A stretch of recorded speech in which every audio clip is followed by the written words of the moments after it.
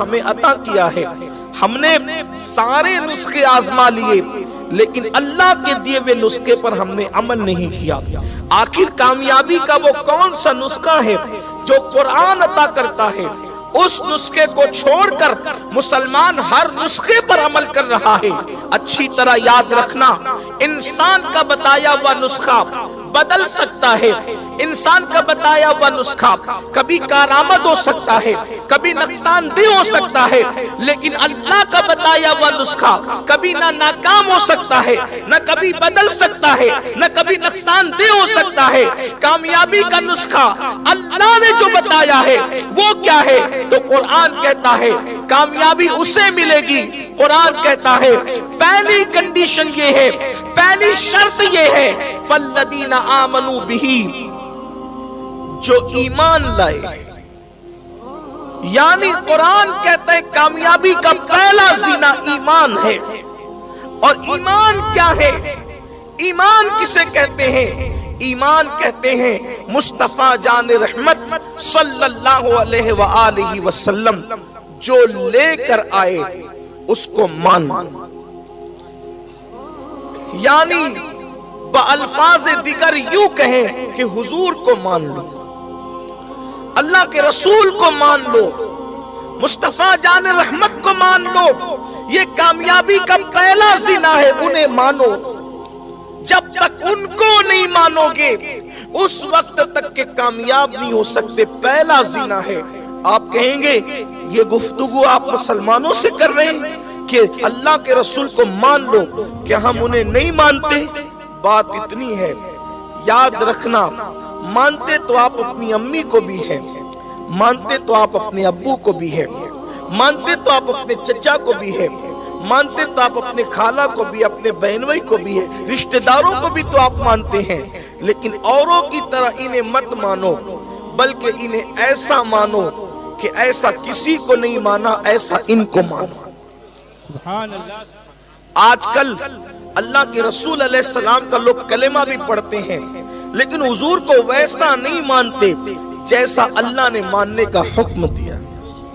ایسا نہیں مانتے جیسے قرآن نے ماننے کا حکم دیا ہے. دیکھو ان کی طرح کوئی نہیں، اس لیے ان کو کسی کی طرح نہ سمجھو. اس کے بعد اوروں سے اختلاف کرنے سے آدمی گنہگار ہوتا ہے، لیکن مصطفیٰ جان رحمت سے اختلاف کا سوچ لے تو بھی اس کا ایمان خطرے میں پڑ جاتا ہے. آپ دیکھیں صحابہ کرام ان کو کیسا مانتے تھے، ویسے مانو. اللہ اکبر. میرے پیارے آقا علیہ السلام کے پیارے دیوانوں، بڑے سے بڑا انسان اگر آواز دے، ہمیں آواز لگائے اور ہم حالت نماز میں ہو تو بڑے سے بڑے انسان کو کہہ دیا جاتا ہے رکو، وہ نماز پڑھ رہا ہے. لیکن مصطفیٰ جان رحمت آواز لگا دے تو امتی کے لیے لازم ہو جاتا ہے کہ وہ نماز کو چھوڑ دے اور بارگاہ رسالت میں پہنچ جائے. صحابہ کرام نے اس شان سے اللہ کے رسول کو مانا.